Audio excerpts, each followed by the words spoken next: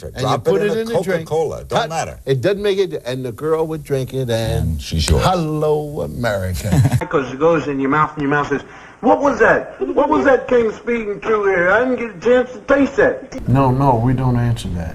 After Bill Cosby became the most famous comedian in America, winning the Grammy for Best Comedy Album in 1965, then winning it another 5 years in a row. Whoa! Who is that? It's the Lord, Noah. After the Bill Cosby Show became the most successful running sitcom in the 80s, bringing the comedian's net worth to up to $400 million. That's a lot of Jell-O. Jell-O pudding pops, frozen pudding on a stick. After Bill Cosby became so passionate about teaching, he went back to school for a doctorate in education and wrote his dissertation on Fat Albert. Yeah, it was great living Bill Cosby, so kind of brings it down a couple notches. After America's Dad was called out as a rapist by fellow comedian Hannibal Buress long before the press caught wind of the scandal. You're the one that spoke about Bill, and it snowballed and it really put a crimp in his dating life.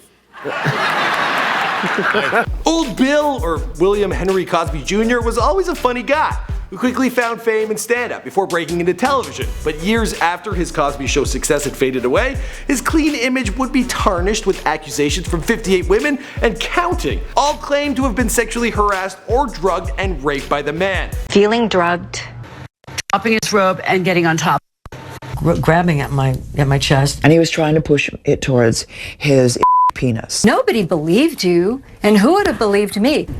I think you were told, I don't want to compromise your integrity. I don't talk about it. I know, this one's ugh. What's going on, guys? My name is Michael McCrudden, documenting Bill Cosby's fall from grace and massive scandal after fame, here for you on After They Were Famous. Now, I've also covered Arnold Schwarzenegger and Tiger Woods, who were both caught putting things where they didn't belong. Let me know, as always, in the comments down below who you want to hear about next.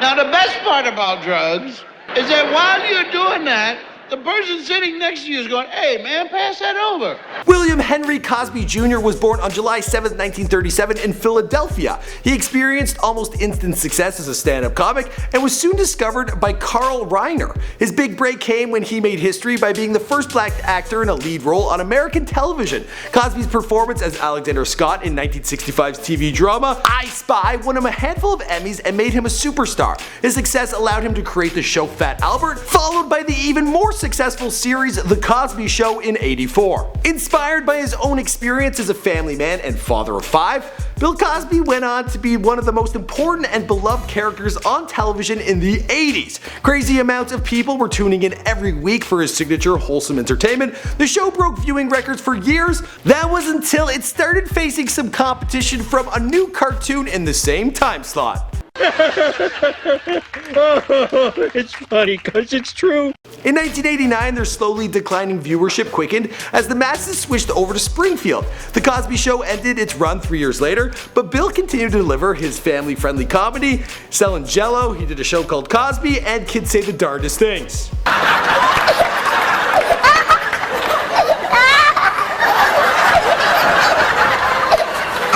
Then in January of 1997, tragedy struck the Cosby family when their son Ennis was found murdered on the side of the highway near LA. The 18-year-old killer was caught and sentenced to prison.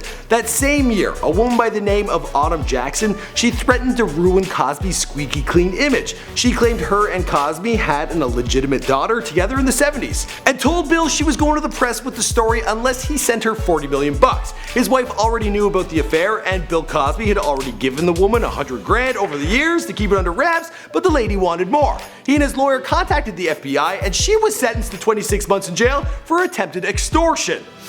The man with the bigger pocket usually wins, I'm just saying. But it turned out Jackson was just the tip of the iceberg, and Cosby was going to have a whole lot of women from his past speak out about his unsavory ways. In 2005, the first of a dozen women came out publicly accusing the comedian of drugging them with Quaaludes and then having sex with them. If you're wondering exactly what the effects of Quaaludes are, well, I'll just have my man Leonardo DiCaprio show you. I said more on my ride.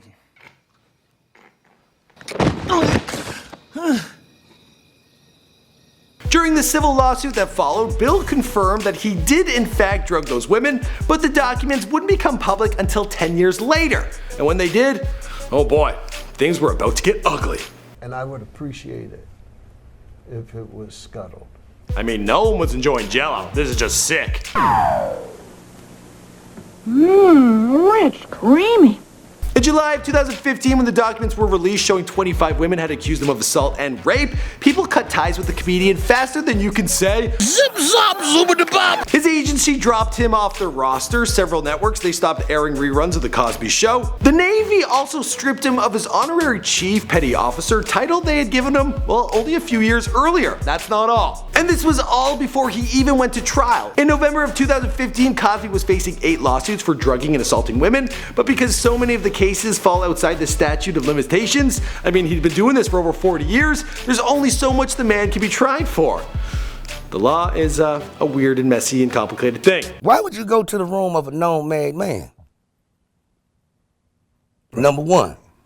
Meaning they're down to fuck anyways. But perhaps the most devastating part for Cosby was letting down the schools that were such an important part of his life. He had a ton of honorary degrees from over a dozen universities and colleges, all of which were taken away.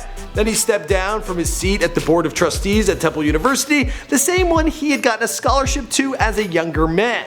Not only that, but the district attorney in his home state of Pennsylvania charged Cosby with assaulting a fellow Temple U employee at his home back in 2004. The nicest man on television wasn't so nice. There was one charge he couldn't avoid, and he had to pay out a $1 million bail. Today, his 78-year-old is still fighting to get the case dismissed, but so far, no luck. And I'm pretty cool with that.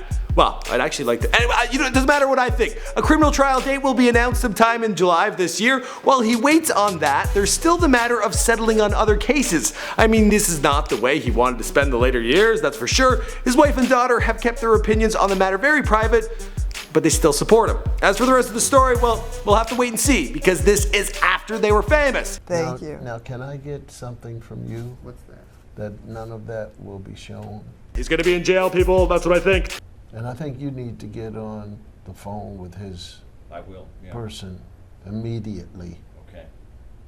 Okay, thank you. Anyways, let me know in the comments down below who you want me to talk about next. And then after they were famous, and then before they were famous, before they were dead, after they were dead. We also do interviews. I could interview him in jail. He's not gonna be there. I could try. I don't think after this video he's gonna do that. Alright, I'll see you guys in another one. Theo, sometimes you just have to try your best, so.